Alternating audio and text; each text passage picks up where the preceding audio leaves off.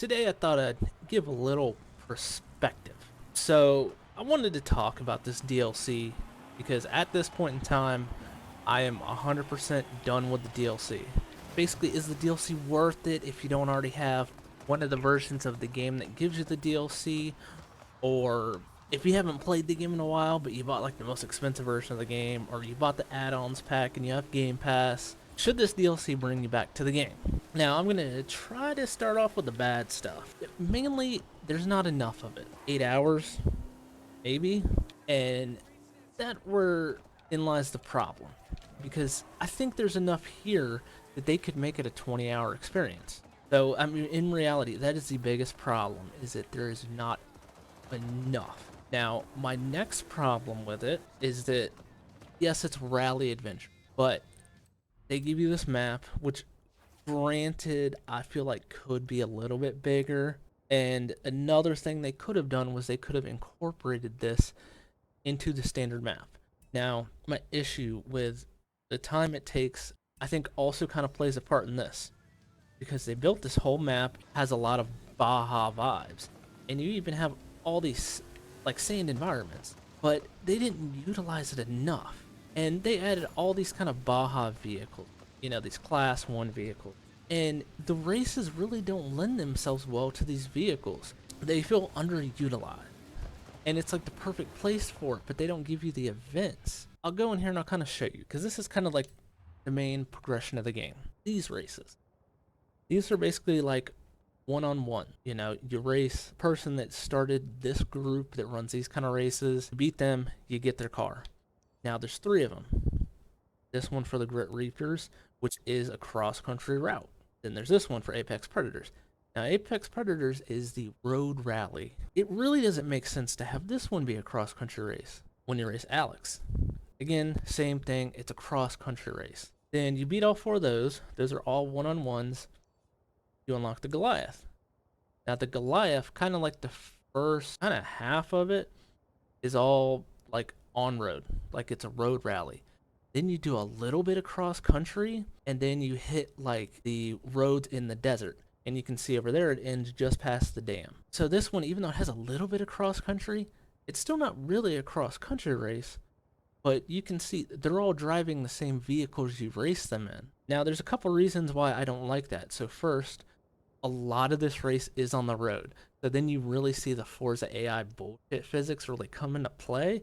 Like these guys are taking these corners at speeds that you would never be able to take in these cars, especially in that fastball truck. That thing handles like de poo on the road. It handles really bad on the road. So it's very, very odd seeing it take a corner at like 120 miles an hour, because I mean you'd probably die trying to do that. But the other thing where it doesn't make sense is that when you beat them, you won their vehicle. So they just went and bought a whole nother one? It doesn't make sense. Now, looking at this again is kind of where my issue with the game length and the way it's set up could be fixed. So, like, let's say we go in here. You know, this will show you all the things you can. Of course, there's little, like, accolade style challenges. You know, you get stuff for doing, depending on, you know, which team. Like this team, it would be danger signs. So you'll go through here, you'll unlock stuff, you'll progress. There's a decent amount in here. But we'll take you a little while to get through. I mean, like I said, 8 to 10 hours, depending on your proficiency at driving in Forza, I guess would be the right word for it. But what they should have done is had a 4th team. A 4th team that was like a Baja-based cross-country, just shredders. Like that's where you unlock most of like the Class A buggies, trophy trucks, and you're doing Baja style racing. You know, it would have made sense. Really, they should have had a 4th. You know, if they had that 4th event style there, you would have had that kind of 12-hour gameplay. And then these final boss races that you do, you know, they could have all been based around what you're doing. So this could have been like a bad weather rally race. This could have been a road rally race, you know, just longer, hitting most of the roads there. So yeah, I really think they should have done that. It would have worked better. It would have made a little more sense in the context, and you would have had just enough more to do in the game.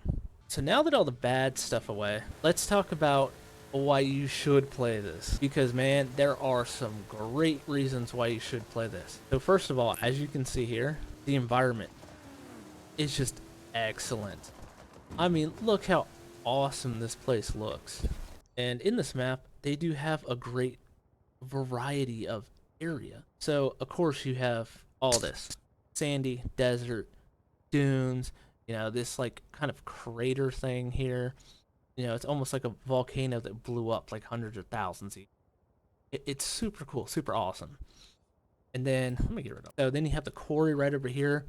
This place is cool. There's like the little things that like transport like rocks and sand and stuff that you can like drive on. I mean, there's just crazy jumps and really cool routes you can take. I mean, if you take event labs in here, I think you can make some awesome rallycross courses. And these kind of like warehouse things here, they will really add if you want to like make a gymkhana rally adventure. It would look really, really cool. You kind of have almost like this swampy area, which is really not much. I've barely been over there. Not much really happens over. But then one really cool thing is there are just like tons of roads that are just not marked, like dirt paths and stuff. You can see a whole bunch of them in here. You can come all the way out here. You can completely go around the festival. I mean, it's really nice how they did that. Especially you take event labs. I mean, there's just so much unused stuff that you'd be able to, make some really cool events for. These roads up here, whole like kind of Devil's Pass, cave paintings area. This whole stretch of road is brilliant. There's, some bridges that are very dangerous if you fall off of them. Great drift roads, great time attack roads. This road here, this might be the best stretch of road ever put in a video game. Like, it is genuinely breathtaking and beautiful. Yeah, then you kind of have these farm areas, which isn't the most unique, leading up to this dam, which is a pretty cool looking area. Again, not super unique in my opinion, but it looks really good. And then we do have another solar farm. This one is much bigger than the one in Forza Horizon 5, like in the main map. And honestly, it's way more convincing. Right up here, and this is kind of like a palm forest, like a tropical kind of area that also leads right up to this big waterfall. I mean, this whole area right here, including these roads, looks really good. And especially like these dirt roads here, they are super narrow and super tight. Like, they're some of the most fun dirt roads to drive on. I mean, you could really make an awesome circuit race up here. That again, it's just super tight and twisty, and door banging. It's not like that normal Forza. Hey, our road's a million miles wide. This is genuinely one of the best roads I've ever seen in any game ever. You just have to kind of go around the strip zone, like activating the strip zone. But look at this crap, man. Look how beautiful. I mean, the rocks, you have the cave paintings.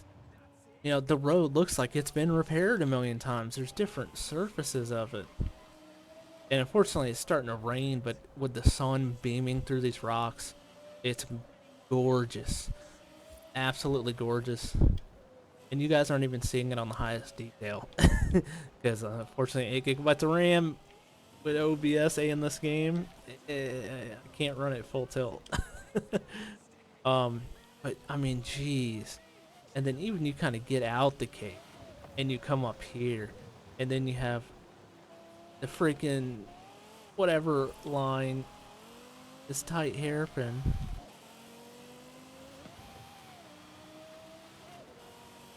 And just all the way out of the road, all the way out of the freaking valley. It's such a beautiful road. I mean, they did such a good job on that road. It is utterly ridiculous. It has no business being that good. And yeah, we can take a look up here too. I mean, like, holy. I mean, just look at this place. I mean, I know there's a ton of verticality in the normal Mexican map, but it's mainly because of that freaking mountain. But holy crap, man. Look at all of that.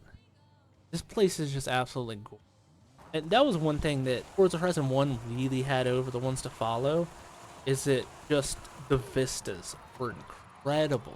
Even though the textures weren't as good as later games, or The lighting wasn't as good. It's the way everything was designed. So beautiful. And this map is honestly the first map since then, in my opinion, to really kind of lean into that. Hey, it's beautiful. Doesn't matter if you're playing the game in 720 or freaking 4K. It's beautiful. Really enjoy DLC. I mean, I genuinely do. I think it's an excellent DLC.